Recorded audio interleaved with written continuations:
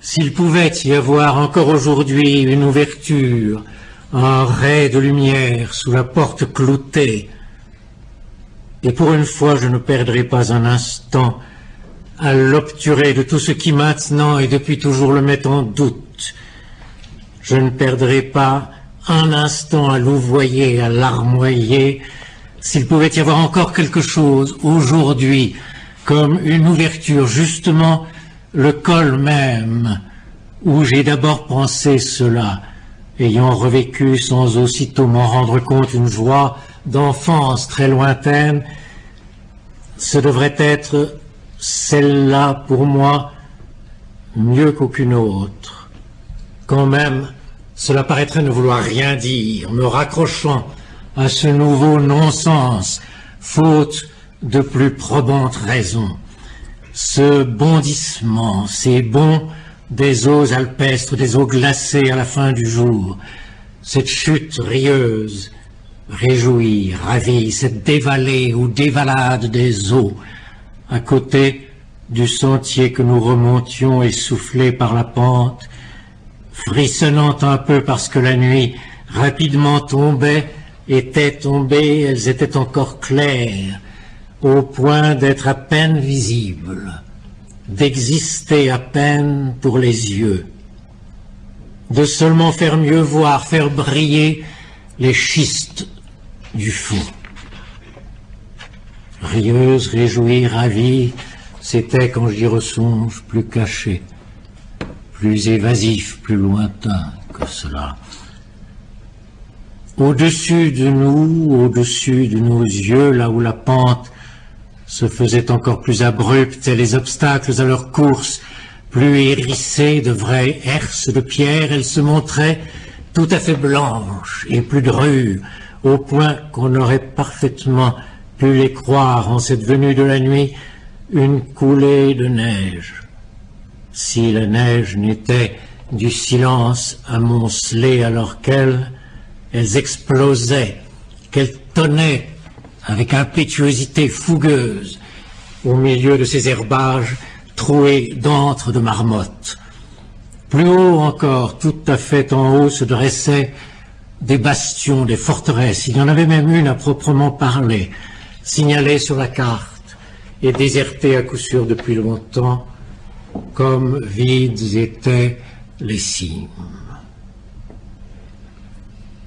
Le paysage héroïque, cela existe aussi. Dans le plus lâche d'entre nous peut subsister un élan qui lui réponde. Même en cette fin de millénaire, on n'est pas absolument tenu de n'accorder de réalité qu'à l'ignoble.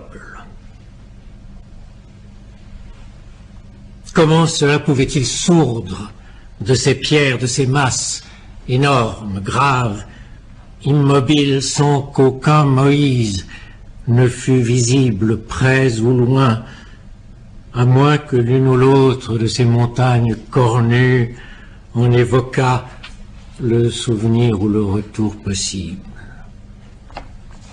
Presque une canonnade. C'est pourquoi rieuse, réjouie, ravie ne convient pas à ces eaux fougueuses, violentes, mais non cruelles, non guerrières, en dépit de cette couronne de bastions. Ce serait encore trop les rapprocher de nous, fraîches, usées par rien, troublées par rien, premières. Le plus étrange étant peut-être qu'elles fussent à la fois l'image du temps le plus rapide, le plus preste, le plus allègre, et hors du temps, ou du moins inaltéré par le temps. Les plus désaltérantes d'être inaltérées. Col de l'Arche, ou de l'Arche, en deux mots, d'où s'envoleraient à grand bruit ces autres colombes, en un temps de fin du monde, et l'on en serait apaisé. et pour les Italiens, pas de la Madeleine, comme si c'était de nouveau toute une chevelure qui se dénoue et se déploie, mais pour guérir cette fois vos pieds à vous, les pieds de tout voyageur parvenu à ce relais.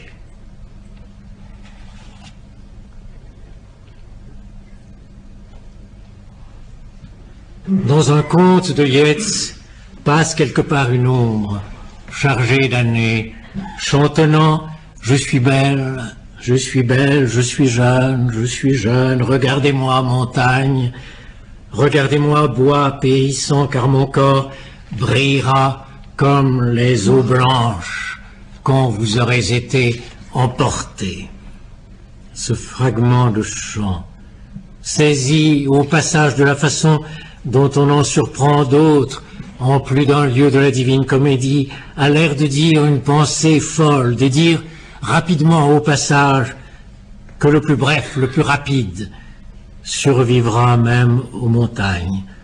Et peut-être était-ce une folie assez semblable que j'entendais dire ici. Ne convient plus mal, parce qu'à aucun ne convient plus mal l'épithète dernier. Non pas rieuse, ni ravie, ni guerrière, c'est que dans ces hauteurs, les juvéniles compagnes, rêvées ou non, il faut bien accepter qu'elles ne soient plus aussi proches et leur donner congé, si l'on veut vraiment saisir cette autre proie sans plus céder à leur charme. Il ne s'agit plus du tintement d'un rire, ni de proie. Cette musique est autre. Cette voix n'est plus une voix. Je me défends aussi de convoquer les anges désormais. Le mot vient trop vite aux lèvres dans ces hauteurs, ou bien il n'est qu'un souvenir dans le goût de ces flambeaux anciens qu'on descend du grenier pour orner une fête, une scène de théâtre, et de ces mots de gala dont on croit rehausser à trop peu de frais un poème, ou bien, si subsiste là ne serait-ce qu'un peu de substance vraie, l'expérience en doit être trop intense et trop intérieure pour qu'on ne montre pas d'extrêmes scrupules à s'en servir. Ici, il ne faut pas rêver, ni se perdre en regrets. Rêves et regrets vous distraient, usent le présent, précipitent la fin. De toute manière, il n'en est plus de temps. Et que j'ai été ce soir-là, mais d'autres fois auparavant, de façon plus floue, reporté à des moments d'enfance dans la montagne où j'ai aimé jouer au bord des torrents, les franchir, simplement les entendre, de sorte que je pourrais penser que mon étonnement d'aujourd'hui en rejoignant ceux d'il y a tant d'années sans que j'y sois pour rien, serait le fil scintillant qui manifesterait l'unité et la persévérance de ma vie. Cette remontée du temps suffirait-elle à expliquer l'éclat dont brille ce moment récent de ma fable? Est-il si prodigieux, après tout, et si important de rejoindre son enfance, comme si l'on retrouvait le fil du labyrinthe que l'on aura été? Est-ce que ce labyrinthe vaut la peine qu'on s'y perde, s'y attarde, s'y retrouve? Je ne crois pas, au fond, que ce soit cela qu'a semblé m'avoir dit la parole issue précipitamment de la bouche de Pierre. Ces rapides bonds des eaux par-dessus des barrières noires ou violettes de schiste. À quelques pas de ce col où les neiges fondantes le lendemain matin, dans le beau soleil du matin, imprégnerait l'herbe épaisse et jaunie des alpages, et d'où la route vers le Piémont semblerait descendre en sinuant dans un cratère de verdure et de lumière. marié. Je voudrais faire entendre et moi-même écouter sans fin cette parole précipitée, cette voix froide, allègre, sonnant sur des peignes ou des plectres d'ardoise tels qu'il n'en est pas de pareil en ce monde. Torrent choisi pour dernier mot, quoi qu'il puisse advenir ensuite de celui qui l'aura tracé, du fait même que l'épithète dernier ne peut en aucun cas lui convenir parce qu'il jaillit, se rue, abonde comme personne jamais n'aurait imaginé que cela pût se faire à partir de la pierre, du fond de ces grands tombeaux froids. Une blancheur d'effraie, envolée dans le commencement de la nuit, à l'approche de la nuit, n'était cette rumeur bien autre chose qu'un froissement de plumes.